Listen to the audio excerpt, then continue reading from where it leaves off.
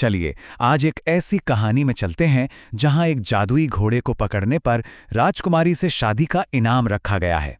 ये कहानी है एक हताश नौजवान, एक शापित राजकुमार और एक ऐसे चुनाव की जो पूरे राज्य की तकदीर ही बदल कर रख देगा। तो हमारी कहानी की शुरुआत होती है एक शाही ऐलान से, एक ऐसी घोषणा जिसने पूरे राज्य में कह सकते हैं लालच और उम्मीद की एक लहर सी दौड़ा दी। और राजा का फरमान वो बिल्कुल सीधा साधा था। जो कोई भी उस सुनहरे घोड़े को पकड़कर दरबार में लाएगा, उसे न सिर्फ राजकुमारी का हाथ मिलेगा बल्कि वो राज्य का भविष्य भी बनेगा। बस फिर क्या था, रातों रात वो सुनहरा घोड़ा पूरे देश की सबसे कीमती चीज बन गया। एक तरफ जहां पूरा गांव शाही खजाने और राजकुमारी से शादी के सपने देख रहा था, वहीं दूसरी तरफ था एक नौजवान आरव। उसके लिए ये कोई इनाम नहीं था, बल्कि ये तो अपने सिर पर छत बचाए रखने की एक लड़ाई थी। और कहते हैं ना, जब उम्मीद के सारे दरवाजे बंद हो जाते हैं तभी किस्मत एक नया रास्ता खोलती है। आरव के साथ भी कुछ ऐसा ही हुआ। जब वो अपनी गरीबी से पूरी तरह टूट चुका था, तभी उसके सामने एक ऐसा मौका आया जिसके बारे में उसने कभी सोचा भी नहीं था। जंगल में उसे वो सुनहरा घोड़ा मिला तो सही, लेकिन दौलत के रूप में नहीं, बल्कि एक घायल तड़पते हुए जीव के रूप में। जहां कोई और शायद इनाम देखता, आरव ने सिर्फ दर्द देखा और बिना कुछ सोचे समझे उसकी मदद करने का फैसला कर लिया।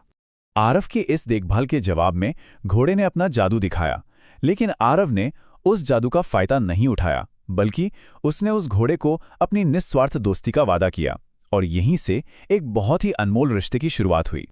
लेकिन हर कहानी में एक विलेन तो होता ही है, और यहां वो था आरव का लालची पड़ोसी रामलाल। उसने इस दोस्ती में धोखा दिया, घोड़े को चुरा लिया और इनाम पाने के लिए सीधा राजा के दरबार जा पहुंचा। अब राजा बेचारा अपने ही शब्दों के जाल में फंस गया। वो जानता था कि ये गलत है, लेकिन फिर भी उसने अपनी बेटी राजकुमारी अदिति की शादी एक चोर से तय कर दी, क्योंकि वचन न्याय पर भारी पड़ रहा था। आरव के लिए अब चुप बैठना नामुमकिन था।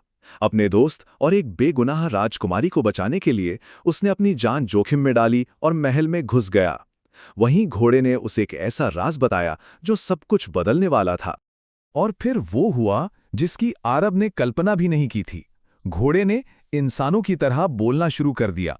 उसने बताया कि राजकुमारी को बचाने का सिर्फ एक ही रास्ता है, काली गुफा की खतरनाक यात्रा पर जाना। ये कोई आसान सफर नहीं था। जहरीले जंगल से लेकर वफादारी की परीक्षा तक हर कदम पर आरव के साहस और उसके चरित्र को परखा गया।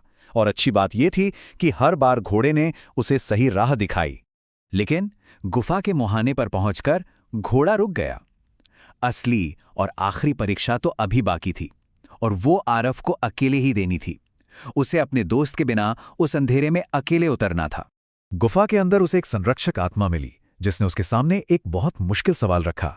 या तो वो अपनी जरूरत का रत्न ले ले, या फिर एक अनजान बच्चे की जान बचाए। और यहां आरव ने फैसला करने में एक पल भी नहीं लगाया।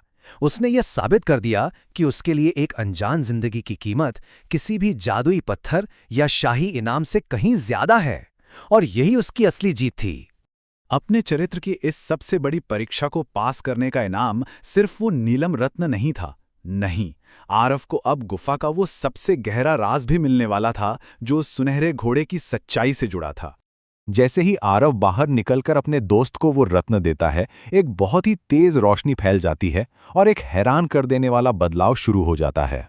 वो सुनहरा घोड़ा असल में कभी घोड़ा था ही नहीं। वो था राज्य का खोया हुआ राजकुमार अनिल, जिसे एक श्राप ने जानवर के रूप में बदल दिया था।